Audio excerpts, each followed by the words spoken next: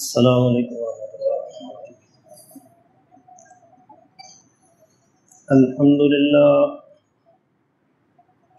الحمد للہ نحمده ونستعینه ونستغفره ونؤمن به ونتوکل علیہ ونعوذ باللہ من شرور انفسنا ومن سیئات اعمالنا، من يهده الله فلا مضل له ومن يضلله فلا هادي له، ونشهد أن لا إله إلا الله وحده لا شريك له، ونشهد أن سيدنا ومولانا محمدا عبده ورسوله، أما بعد فأعوذ بالله من الشيطان الرجيم، بسم الله الرحمن الرحيم، يا أيها الذين آمنوا كتب عليكم الصيام كما كتب على الذين من قبلكم لعلكم تتقون، ایاما معدودات، فمن كان منكم مريضا او على سفر فعدة من ايام اخر، وعلى الذين يطيقونه فدية طعام مسكين، فمن تطوع خيرا فهو خير له، وَأَن تَصُومُوا خَيْرٌ لَكُمْ إِن كُنتُمْ تَعْلَمُونَ، شَهْرُ رَمَضَانَ الَّذِي أُنزِلَ فِيهِ الْقُرْآنُ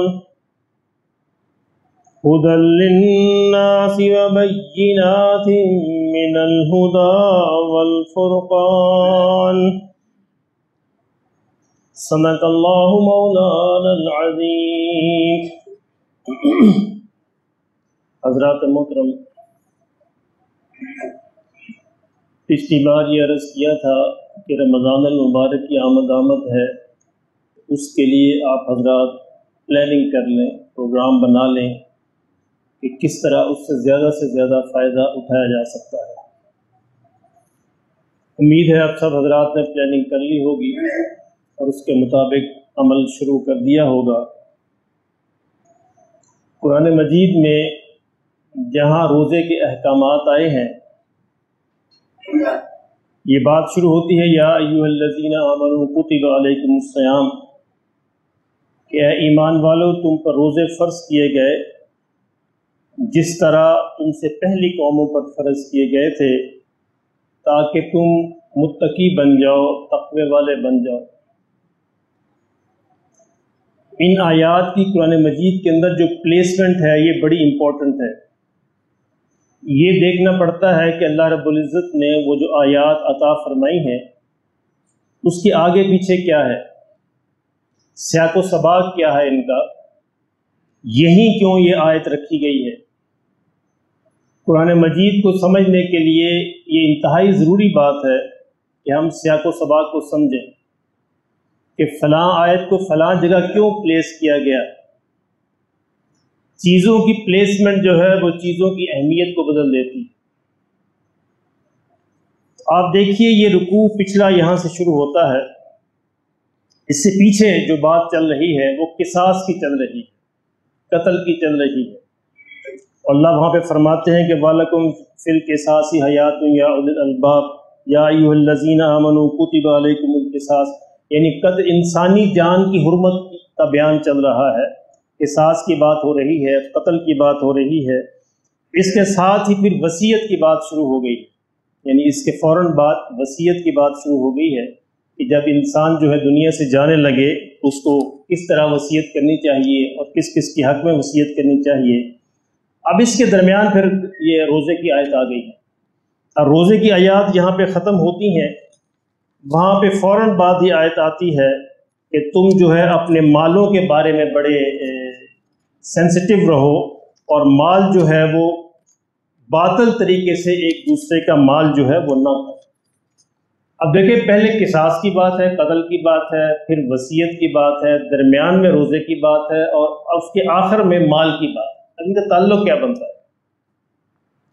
یہ بہت امپورٹنٹ ہے۔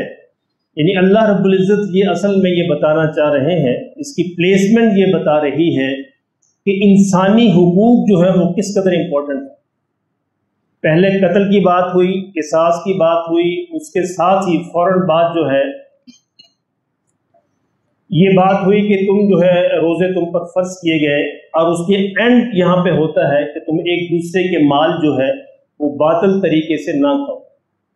گویا کہ یہ ساری باتیں چل رہی تھی انسانی حقوق کے بارے میں، انسانی معاملات کے بارے میں، آپس میں کس طرح لین دین ہوگا، کس طرح معاملات ہوگا۔ درمیان میں یہ آیات روزے کی رکھ کر بتایا گیا کہ انسانی معاملات اور انسانی جو معاشرت ہے اور انسانی جو حقوق ہیں وہ تم تب پورے کر سکو گے جب متقی بن جاؤ گے، اور متقی تب بنو گے جب روزہ رکھو گے۔ یہ سارا اس کے ساتھ ریلیشن بنتا ہے۔ یعنی تم اس وقت تک انسانی حقوق کو پورے طور پر ادا نہیں کر سکتے جب تک کہ تم صحیح طور پر تمہارے دلوں میں تقوی نہ پیدا ہو جائے، اور اس تقوی کے لیے میں نے تمہیں یہ طریقہ بتایا کہ روزے رکھا کرو۔ دیکھنا اس پس منظر میں ہم ان آیات کو سمجھیں تو پھر صحیح سمجھ آتا ہے کہ اللہ رب العزت نے روزے کی احکام کو یہاں پہ کیوں رکھا ہے۔ علیحدہ بھی بیان کیا جا سکتا تھا، اس کے علاوہ پوری صورت بھی نازل کی جا سکتی تھی رمضان کے بارے میں، لیکن ان ساری انسانی جو معاملات ہیں، جو معاشرت کے معاملات ہیں، لین دین کے معاملات ہیں، مالی معاملات ہیں، دوسروں سے تعلقات کے معاملات ہیں، ان سارے کے درمیان میں ان آیات کو رکھا کہ لوگوں دیکھو اصل میں مقصود یہ ہے کہ تم ایک دوسرے کے حقوق کو ادا کرو، اور ایک دوسرے کے حقوق کو تم ادا نہیں کر سکتے جب تک کہ تم متقی نہ بن جاؤ، اور تم متقی نہیں بن سکتے جب تک کہ روزہ نہ رکھو۔ تو یہ ہے حکمت روزے کی کہ اللہ چاہتے ہیں کہ ہمیں تقوی اختیار کر لیں، تقوی ہمیں مل جائے، ہم متقی بن جائیں، پرہیزگار بن۔ متقی کسے کہتے ہیں؟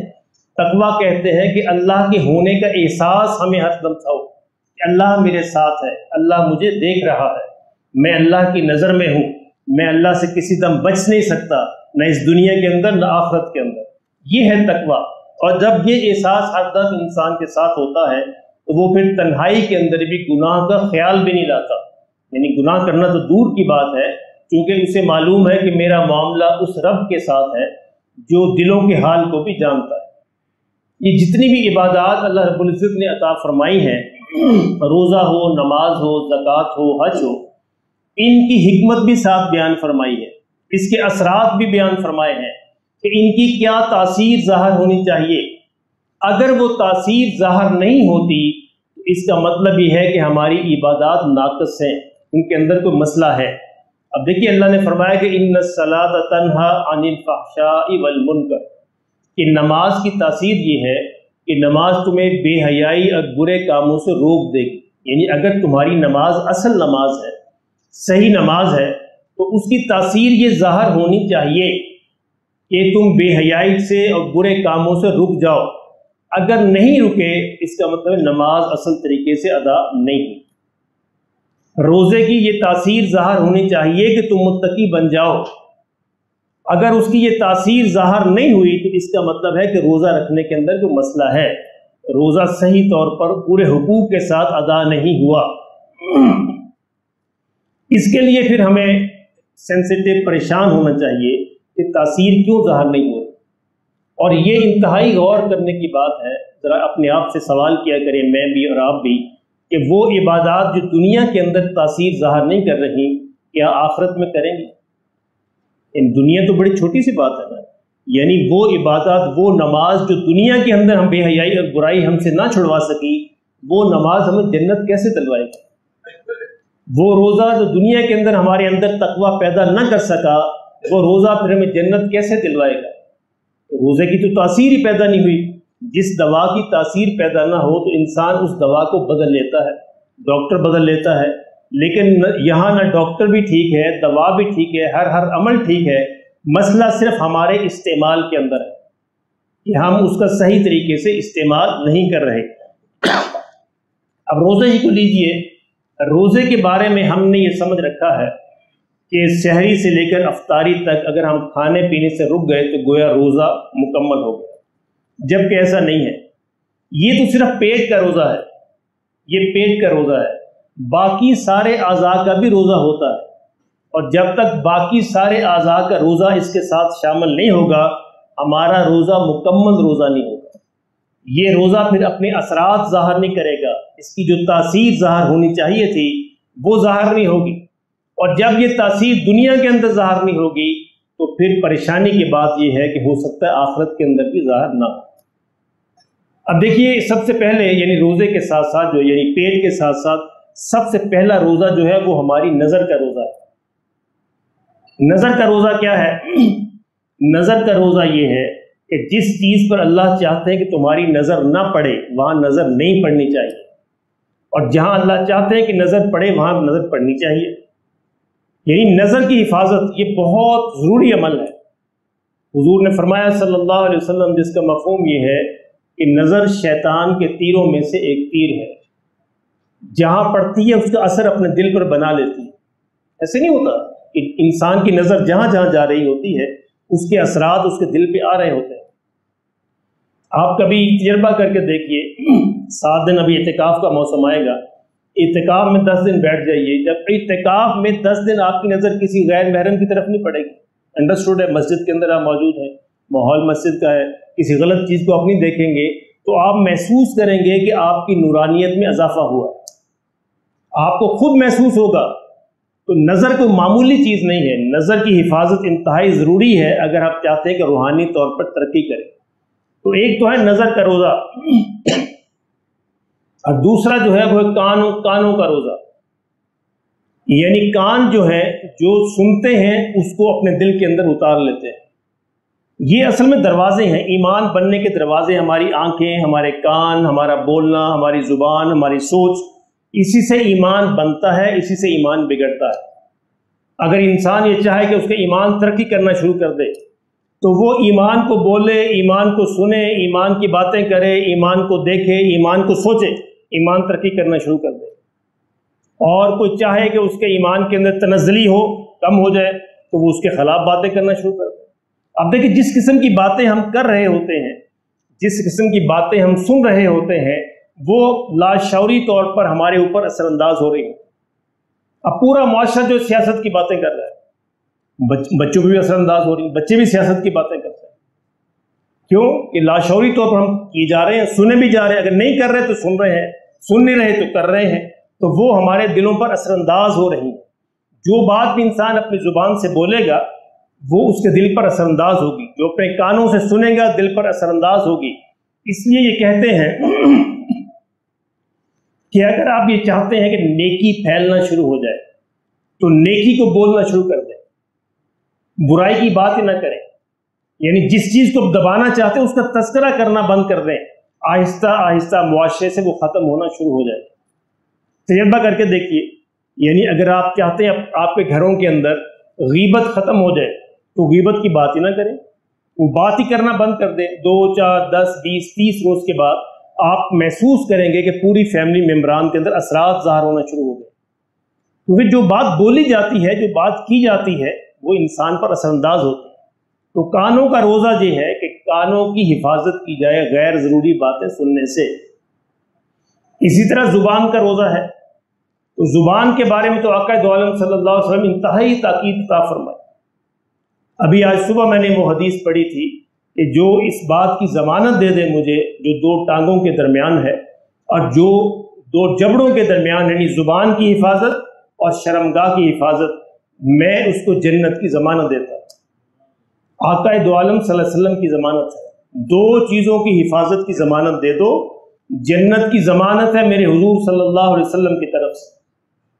اسی لیے آپ نے فرمایا کہ من کان یؤمن باللہ والیوم الآخر فلیقل خیرا او لیصمت، جو اللہ روز آخرت پر ایمان رکھتا ہے صحیح معنوں میں تو اس کو چاہیے کہ کہے اچھی بات یا خاموش رہے، یعنی اگر اچھی بات نہیں کہہ سکتا تو پھر وہ خاموش رہے۔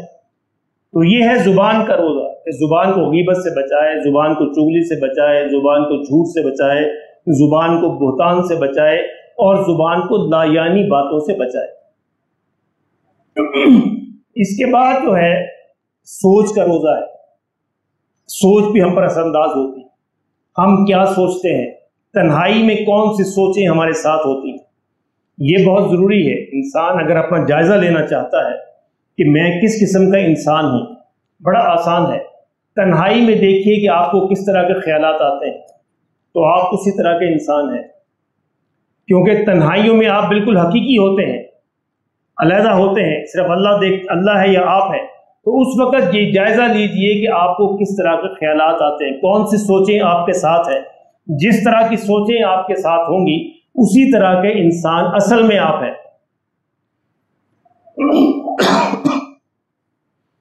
تو اس کے لیے روزے کے لیے ضروری ہے کہ انسان اپنی سوچوں کی بھی حفاظت کرے کہ مجھے سوچ بھی غلط نہ آئے، اور اس کے ساتھ ساتھ جو ہے باقی اعضاء کا روزہ۔ باقی اعضاء میں سب سے امپورٹنٹ جو ہے وہ پیٹ ہے، یعنی پیٹ کے اندر حرام لقمہ نہ جانے پائے۔ سحری تو ہم نے کھا لی اور خوب کھا لی، لیکن افطاری میں حرام لقمے سے افطار کر لیا تو پورے کا پورے روزے کا ستیہ ناش ہو گیا۔ اس لیے یہ بہت ضروری ہے کہ انسان اس بات کا خیال رکھے کہ میری سحری بھی حلال روزی سے ہو اور میری افطاری بھی حلال روزی سے ہو۔ اگر کسی جگہ افطار کرنا پڑ جائے جہاں پہ یہ شک و شبہ ہو کہ پتہ نہیں مال حلال کا ہے یا حرام کا ہے، تو انسان کو اوائڈ کرنا چاہیے۔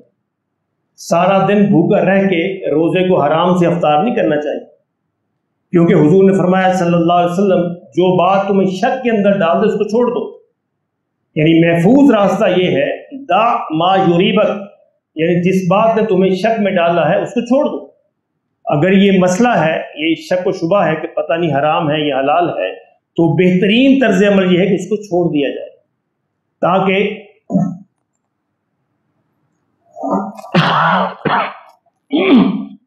انسان جو ہے اپنے روزے کی حفاظت کر سکے۔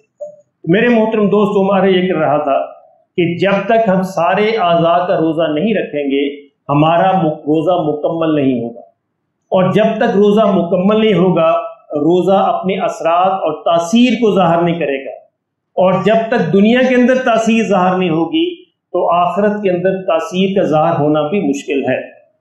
اس لیے اپنی عبادات کو انسان چیک کرتا رہے کہ کیا میری عبادات جو ہے دنیا کے اندر تاثیر ظاہر کر رہی ہیں، اور اگر کر رہی ہیں تو اللہ کا شکر ادا کرے، اگر نہیں کر رہی تو پھر اس کو بہتر کرنے کی کوشش کرے۔ چھوڑ دینا حل نہیں ہے کہ جی میری عبادات تو تاثیر ظاہر نہیں، چلو چھوڑ دیتے، چلو جی جان ہی چھوڑا، روزے نہیں ڈالتے، نماز نہیں پڑھنے، یہ حل نہیں۔ حل یہ ہے کہ اس کو بہتر کرنے کی کوشش کرے، انسان چلتا رہے، چھوڑے نہیں۔ چھوڑنے سے معاملہ نیگیٹو چلا جائے گا، وہ ختم ہو جائے گا۔ جہاں آپ کھڑے ہیں اس کی بہتری کی کوشش کریں، اس کو مزید بہتر کریں، اپنے معاملات کو مزید سدھاریں، تو انشاءاللہ جو ہے وہ روزہ اور اپنی عبادات جو ہے وہ اثرات ظاہر کرنا شروع کر دیں۔ تو روزے کے اثر ہے تقویٰ، اور اگر تقویٰ ہم پر ظاہر نہیں ہو رہا اس کے اثرات، تو پھر میرے محترم بھائیو ہم سوچیں، جس طرح ہم نے لاسٹ ٹائم پلاننگ کی تھی بیٹھ کر کہ ہم روزے کو کس طرح گزاریں، اس دفعہ اس طرح یعنی جمعے کے اندر یہ پلاننگ کریں بیٹھ کر کہ کیا ہمارا روزہ ہم پر اثرات ظاہر کر رہا ہے، کیا تقویٰ ہم پر اثر انداز ہو رہا ہے، کیا اس کی تاثیر ظاہر ہو رہی ہے۔